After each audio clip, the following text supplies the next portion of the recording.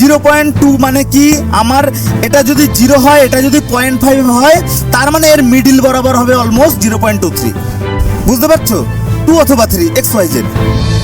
আমাদের এই জিনিসটা বোঝার দরকার আছে। যখন প্রথমে আমি এই যে এইটুকু আমি জিরোর কাজ করলাম, ভালো করে বুঝবে, আমি এইটুকু জিরোর কাজ করলাম, তারপরে এই যে পুরো 0.5 করে এই 0.5 দিয়ে এই পর্যন্ত কাজ করলাম, দেখছি এখানটা একটা ঠিকঠাক ব্লেন্ড হয়নি, তখন আমার 0.2 দিয়ে হালকা করে ব্লেন্ড করতে হবে। ক্লিয়ার?